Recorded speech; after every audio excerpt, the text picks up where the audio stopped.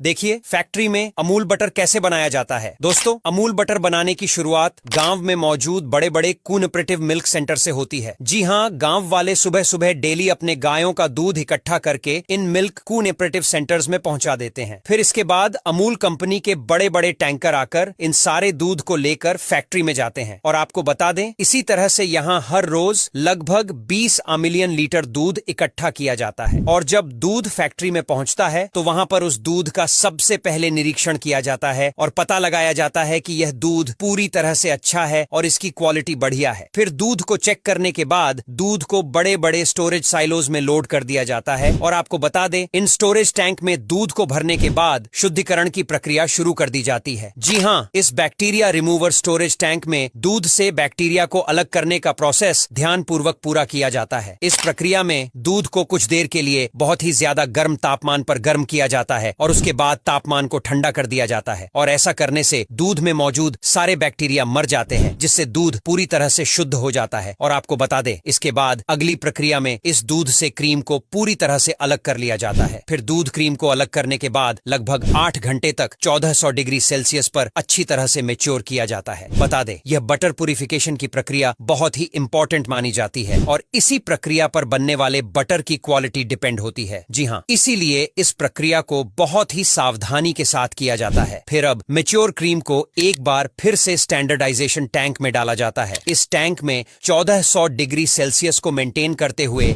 लगभग 1000 आरपीएम के रफ्तार से मशीन में बटर बनाने की प्रक्रिया शुरू की जाती है। और फिर इस प्रक्रिया के दौरान जब बटर पतला पतला होकर दूध से अलग होने लगता है तो फिर बाकी बचे लिक्विड बटर मिल्क को आगे की प्रक्रिया के लिए अलग निकाल लिया जाता है। अब इसके बाद इस बटर को वैक्यूम ब्लेंडर मशीन में डाला जाता है, जहां पर जरूरत के अनुसार इस बटर में नमक मिलाया जाता है, जिस वजह से जब हम बटर खाते हैं तो इसका स्वाद नमकीन लगता है। बता दें, नमक मिलाने के बाद इस बटर को अच्छी तरह से मिलाने के लिए मशीन में डाल दिया जाता है। और जब ये बटर अच्छी तरह से मिक्स हो जाता है तब यहाँ पर एक वर्कर बटर के सैंपल को कलेक्ट करता है, जिसे आगे चलकर लेबोरेटरी में टेस्ट किया जाता है। जी हाँ, यहाँ पर ऑटोमेटिक मशीन में रखकर इसका बहुत ही सावधानी और अच्छे ढंग से इन्फेक्शन भी किया जाता है। और इस दौरान अगर इसमें कोई भी कमी नजर आती है तो इसे वापस फैक्ट्री में भेजा जाता है, जहां पर इसे अच्छी तरह से फिर से तैयार किया जाता है। और अगर इस प्रक्रिया के दौरान यह बटर पूरी तरह से सही निकलता है और उसकी क्वालिटी बिल्कुल सही होती है तो इसे अगले प्रक्रिया यानी पैकेजिंग के लिए भेज दिया जाता है। पैकेजिंग के लिए सबसे पहले एक मशीन बटर पेपर को बिछाती रहती है। इसके बाद रेक्टेंगुलर पैकेज के अंदर इस स्मार्ट मशीन में लगे न्यूज के जरिए बटर को भर दिया जाता है। और यहाँ इसके बाद बड़े बड़े बटर के पीस को रेक्टेंगुलर शेप में काट दिया जाता है और